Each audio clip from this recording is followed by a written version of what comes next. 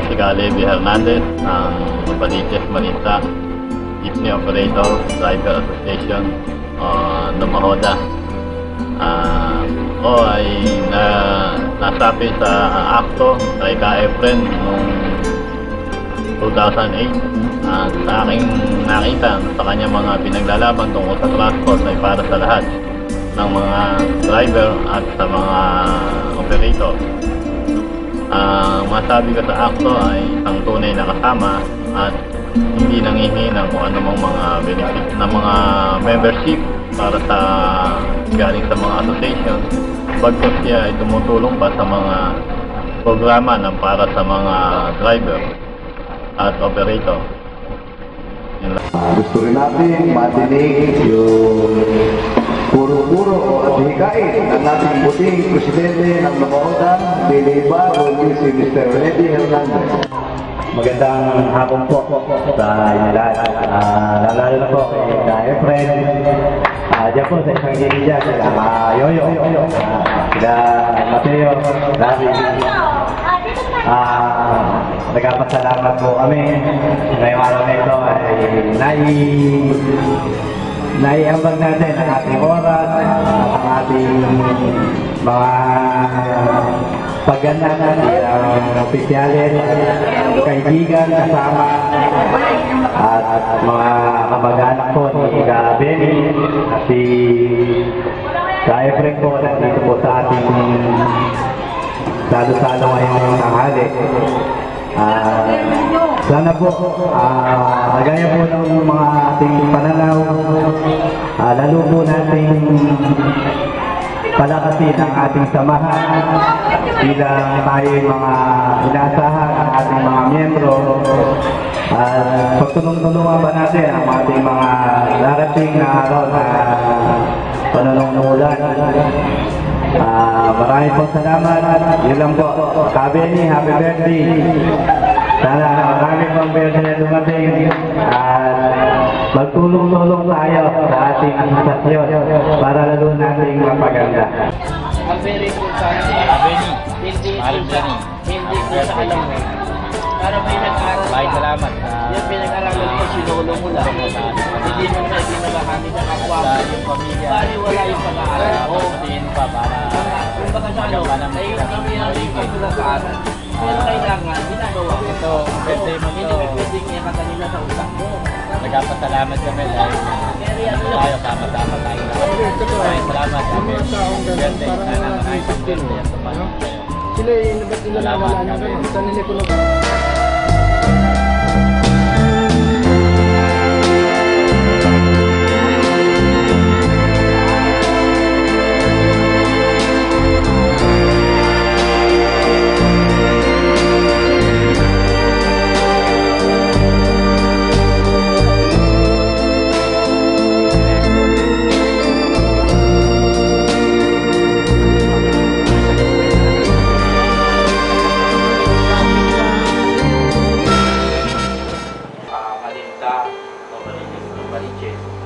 Ito yung pinakamalaki ang grupo at meron po kaming private class na nagsumpahan kalahati nito sa kontrata namin 5 years. Kaya nga po ang kailangan namin ay may mga ilang po kasi na nagpapalaman ng loob system away na para makipalaman ng natin. Matugunan yung problema ng mga taga-Novaliches. Kaya nga sila nagpapatawag dahil ang alam ko, meron sila regulasyon na ginagawa na sanction naman namin na kailangan rin may paliwanag sa inyo. Okay? Oh, para tayo kilalanin at least tayo kinikilala na dahil nandun na eh. Kaya sabi niya, kilala, di ba? Malinaw yung sinabi niya, kilala niya rin ako. Kaya sabi ng police, lahat nga magbabago na nga eh. Wala na ngayon mag-aaral kasi nga doon. Sabi niya, mag-police mo pa rin choice. Kasi pa ba iba? Ito pa? Iba pa? Ay, mga requirements. O, di ba siba na inapit natin? Kikilalanin na tayo. Nakuha na ba ninyo yung ano? Kunin nyo yung ano, yung mga requirements. Tanong nyo doon. Yung ano, yung money. Seryoso yata na Oo, tanong nyo kung ano yung mga kailangan para sa ganun. Alam nyo, Sanchez. Wala ka pala. Wala ka pala. Schooling. Pero hindi Oh, follow up. Lahat ng mga nakapending, sabihin sa akin para paano. Ha? Endorsement. Atas, follow up. Xerox mo na lang ng panibago. Oo, tama ito. Tama kayo.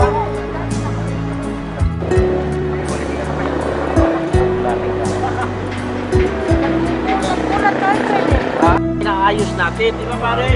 Iba kasi yung meron kayong ano eh. Iba kasi yung meron kayong parang sa masin ito eh. Diba pa?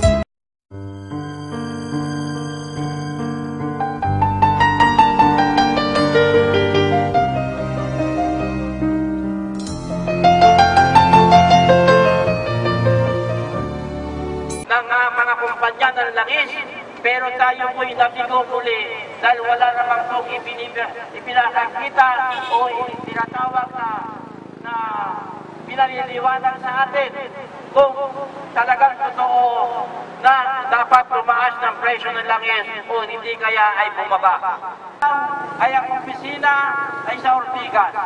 Hindi namin kailangan sa Ortigas dahil ang punto nila parang ipinakikita nila na sila'y naghirap na at lumiit ang kanilang opisina. Ito ang kanilang building na tinatawag na nagmula sa pawis ni Juan de la Cruz. Yung ibabalik, yung pamasahe na ibibigay ngayong linggo. 50 centimos na matagal lamang namin pinahiram at ngayon ay binabawi na namin dahil hindi kaya ng pamahalaan na kami ay proteksyonan. I-boycott ang Big 3! I-boycott ang Big 3! I-boycott ang Big 3! Boycott ang Big 3! Boycott ang Big Road! I-boycott ang Big 3! I-boycott ang Big 3! I-boycott ang Big 3! Ay namili sa pandaigdigang pamilihan ay hindi naman pang 2 araw o 3 araw lamang ang inyong inaangkat. Ang pag-angkat po ninyo ay pang 3 buwan. Bakit?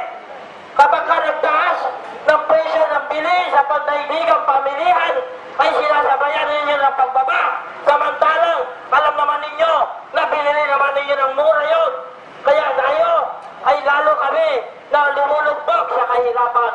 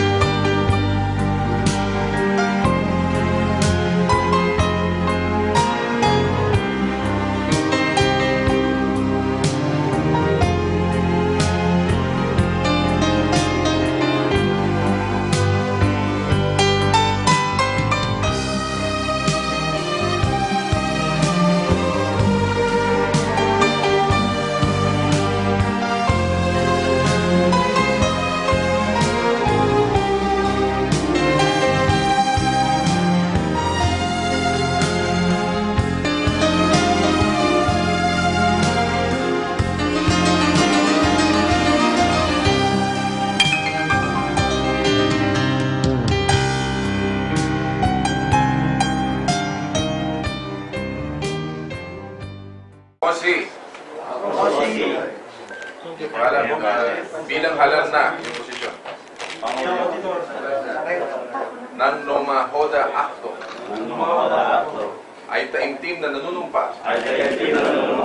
Nagagampanan ko ng buong katapatan. At kagalingan. Sa abot ng aking makakaya.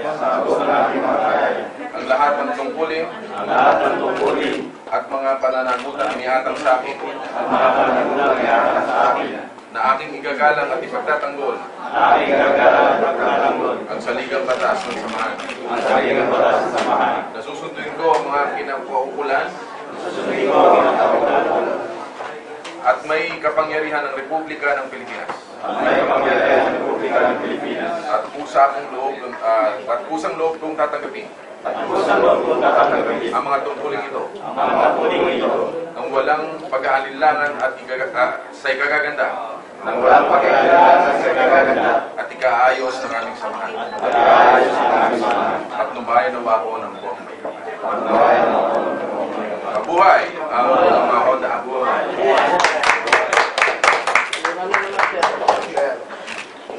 Marikina. Marikina po. Lalabas mo ng ano sa pasok. Hindi, picture mo na. Picture.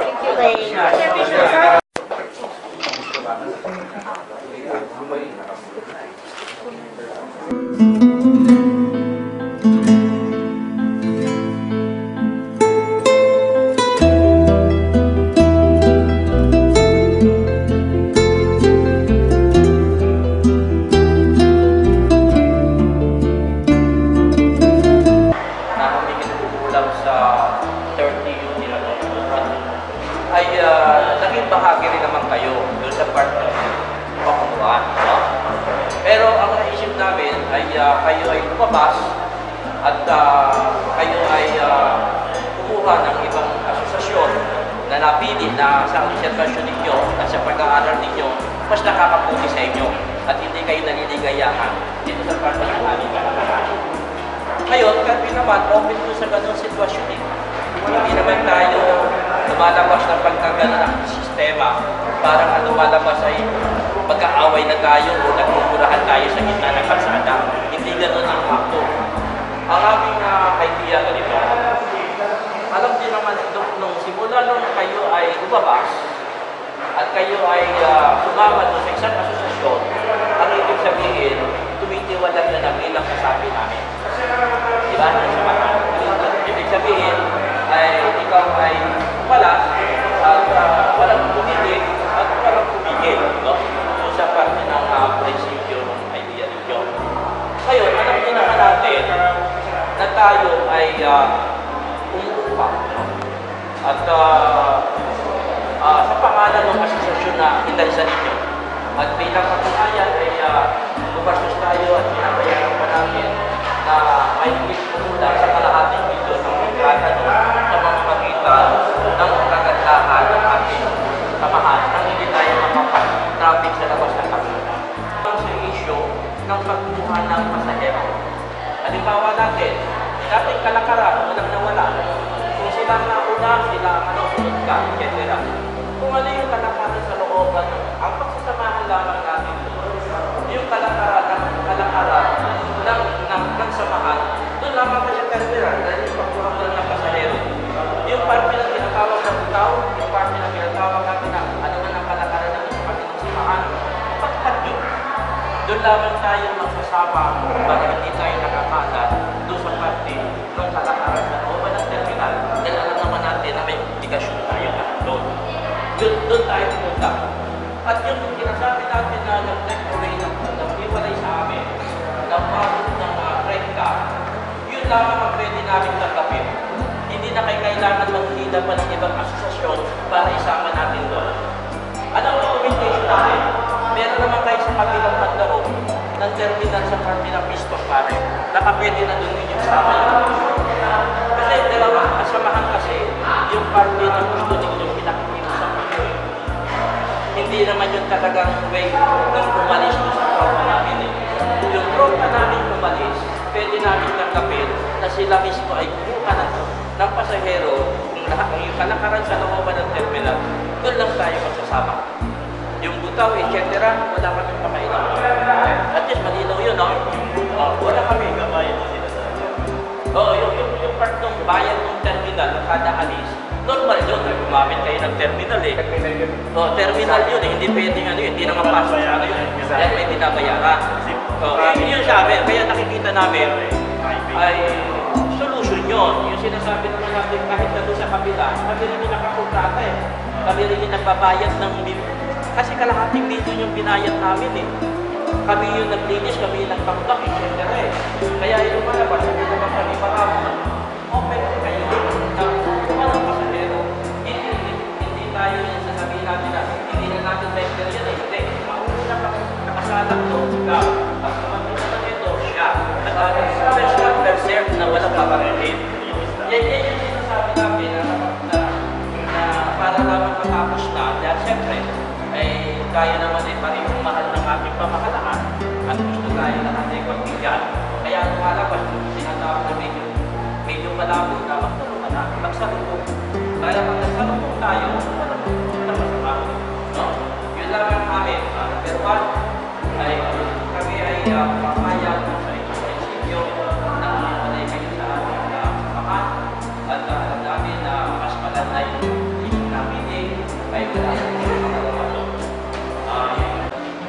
na talagang jurisdiction niya ang talagang magkakapit lamang niya tayo lang sila mga pagitan lang nakikitigil pero kaya nga tumagal ng ganyan yan eh dahil wala nga silang paglagyan.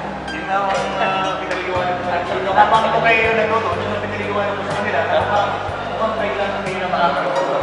Pero medyo magapit na ninyo na medyo may liwanag ng kaunti. Talagang sa yung motion namin, pwede mo magsalita. Pwede ko kami na hindi ko yung kanila. Para sa kalagaya ng biyahe, hindi na kami masyadong naaabalat ng makulay sa mga meeting. Alam mo nyo, ang totoo niya kanina, hanggang sa kanina, sabi nga nila, kung sila daw ba ay may makikita ng ibang lugar. Ito sa within the vicinity ng Novaliches. Na sabi ko sa kanila, kung yung lugar na mapupunta ninyo, hindi ika nga, magkakaroon ng problema, hindi magiging kontra sa programa ng traffic nito, kung bakit hindi? Sabi ko nga sa kanila, bago nyo gumamit ng final na, kapag muna, na nag-deposit yata ito, may problema pala, sayang yung deposit ito. Sana pa, kung ipagbigay, alam muna dito, naman natin na possible ba yung lugar kung paano. Ang importante lang ay magkaisa, magsama-sama para maproteksyonan ang anak buhay ng bawat isa. Yun lang. Yun lang ang aming nakabayaran nila sa akin. Ano, kanino na po yun? Sabi no, maliwanag. Pwede na yun ha. Pwede na susunod meeting. Huwag lang mong ano kasi pagka Biyernes, malamang bukas, Mr. Manaman, bukas, so Wednesday, so dito siya. Sana hindi mag-text na muna dito. No, alam mo yung para ano ba yung napabilis mo? Kayo kasi yung magkikipag-usap pa sa inyong mga kami, okay na eh. Nakita na ninyo ang prinsipyo ang ano namin eh. Makipag-usap kayo, tapos coordinate kayo, magtawagan kayong dalawa, parang kung kailan nyo magsalubong, tapos ipaalam natin sa kanila. Kasi halimbawa, hapon live, nakapag ano kayo rito, alam namin kasi yung schedule niya eh. So, pagka sa hapon, tatang namin sekretary namin, darating magpapasok. Pag sinabi ng darating, tuloy tayo. Kaya umaasa ako na sa susunod na pag-uusap natin ay simula sa government at saka tayo ay nakangiti na. Palagay ko matatapos na.